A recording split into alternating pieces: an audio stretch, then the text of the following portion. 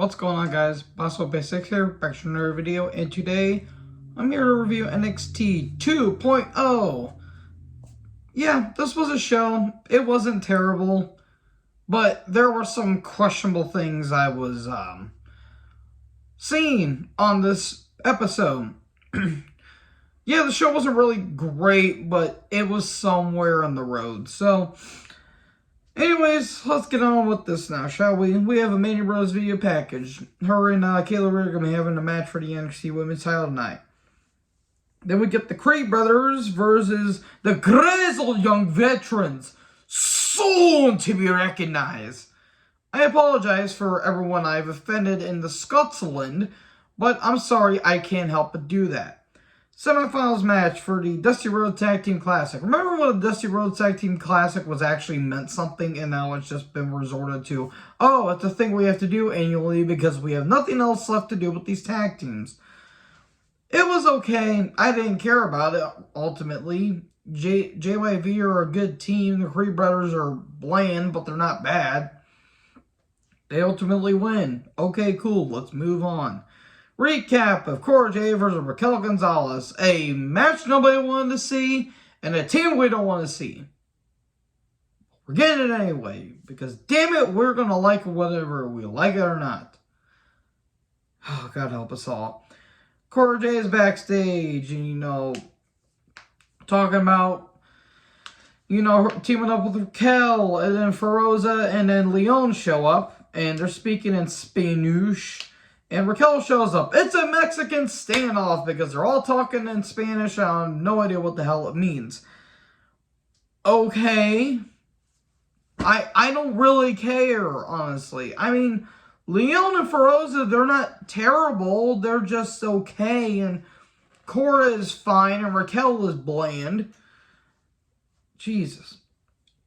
We get a recap of Wendy Chu versus Amari Miller. Oh boy, that was a match I'm willing to bet. And then the whole thing with Tiffany Stratton about using her credit card. They're having a feud over this shit. Because they have nothing to do. Then Miller and Chu are backstage talking about, oh, the credit card's maxed out, throw it in the dumpster, just like this gimmick should be. Then we get Tiffany Stratton versus Wendy Chu. They thought this was needed on NXT wrestling television. This was bad. This was not a good match. This was bullshit. So many levels. This Wendy Chu gimmick, I swear to God, I swear that we're still living in a Jim Hurt area, but we're just blinded by it.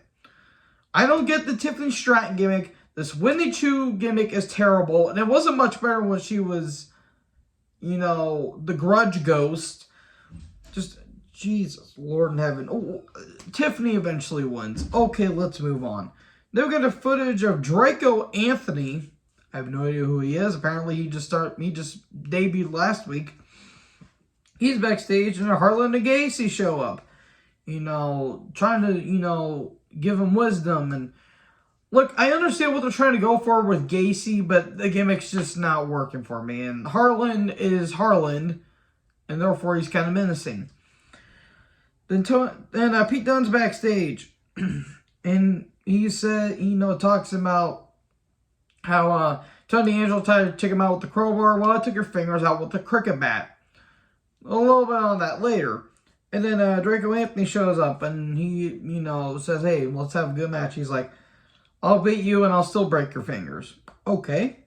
Then we get Dunn versus Anthony. By the way, they did the whole same thing with Raw last night when it was going to be an commercial free for 1 hour. They literally did the same shit they did on Raw, but they did it 4 times in a row.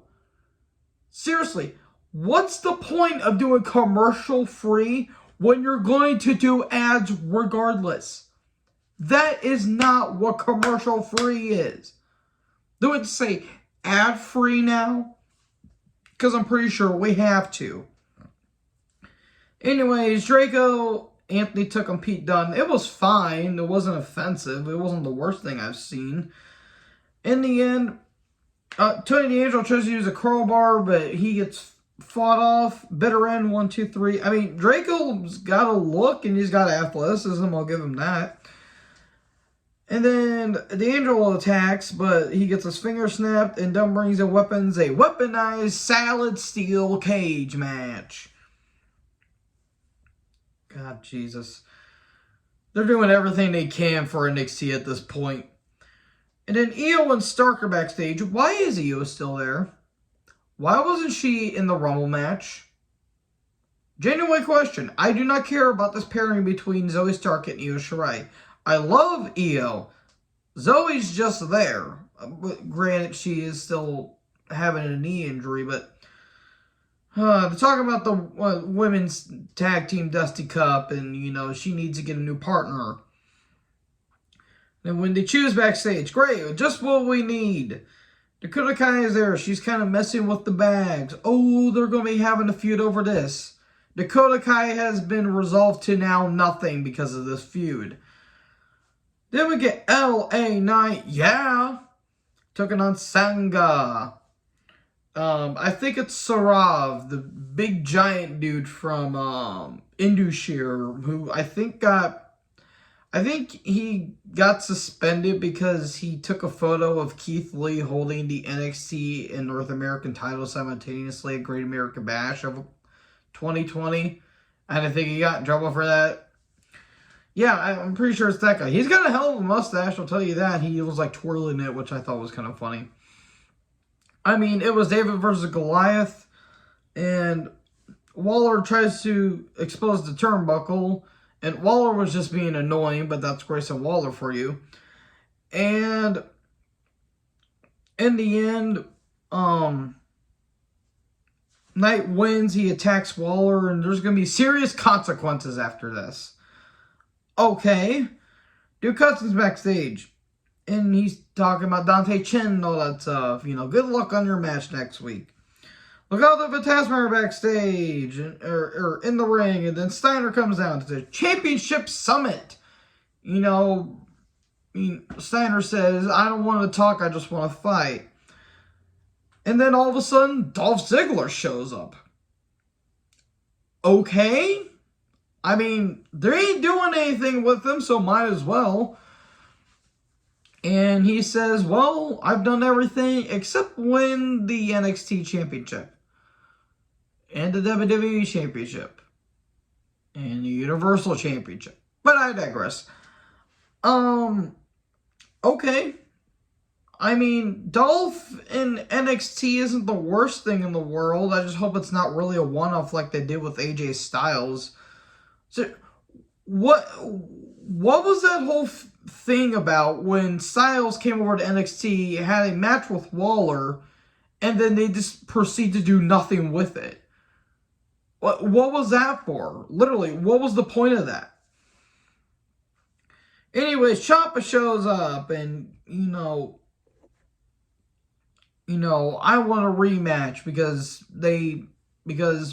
Ciampa lost the title at New Year's Evil. And, you know, Ziggler talks some trash, and then Ciampa attacks him, and then Legado Fantasma attacks Steiner, but Steiner fights him off. He goes to powerbomb Escobar through the table, but Raul Mendeza put him through a table, and there we go. They're going to be having a match next week for NXT Vengeance Day. And Kaylee Ray's backstage. And she's smashing glasses with her bat. Okay. She's coming for the NXT Women's title.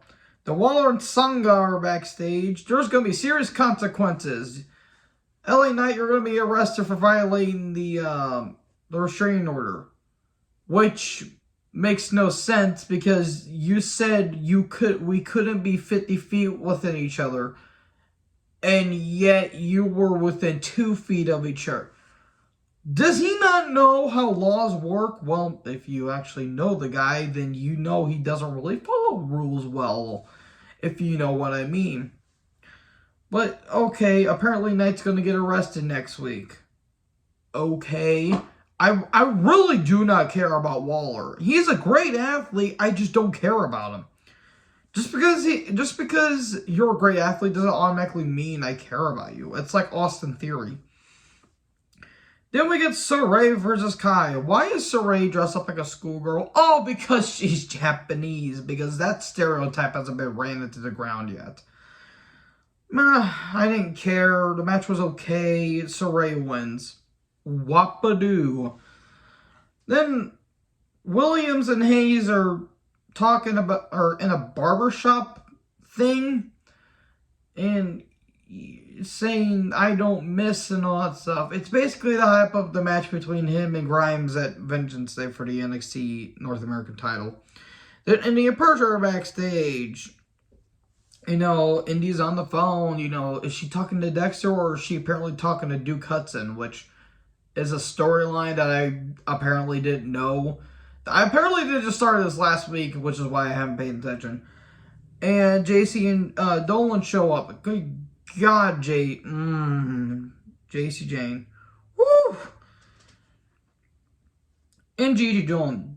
Christ almighty. Anyways, that was weird.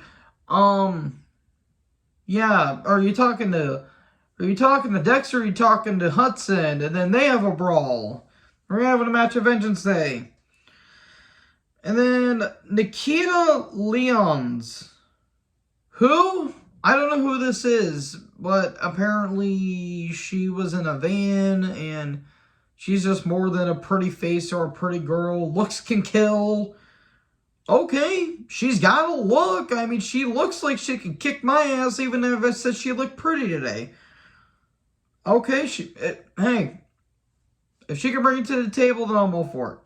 The Bridge and Chancellor backstage. Oh, I don't know how to talk to Casey and Kaden.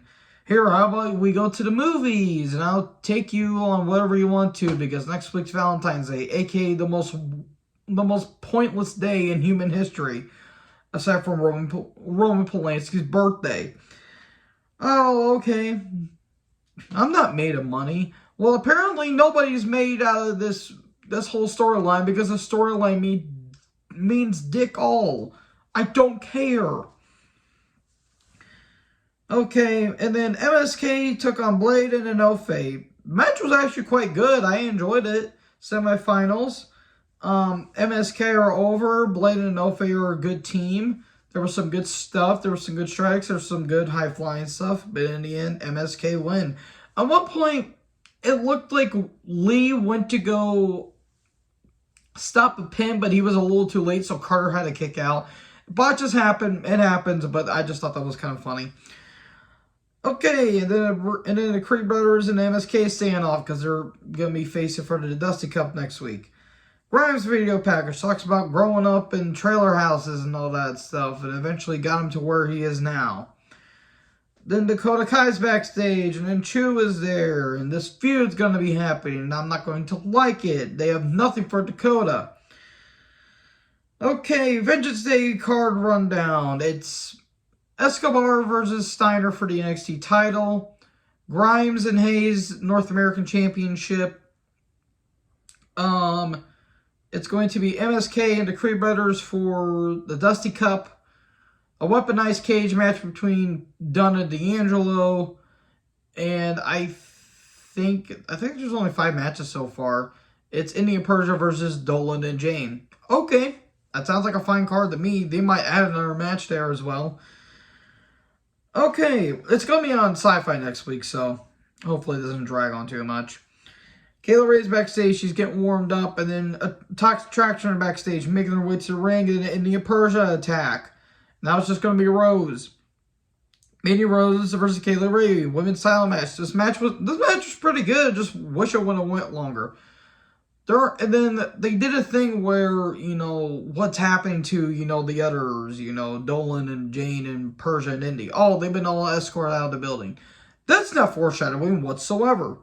Again, match was good. The crowd was split. There was a couple botches here and there, but no match is perfect, honestly. But Dolan and Jane interfere, pretends to be shocked, running knee, and Rose wins. Then she goes to use the bat, and all of a sudden, Io Shirai comes down. Are her and Kayla Ray going to be partners? I guess. I don't really know. Again, not a terrible episode of NXT, but it was just kind of there. So anyways, let me know in the comment section below what you guys thought about this episode of NXT. Make sure to like, comment, subscribe. Join the herd. I'll talk to you next video. Peace out.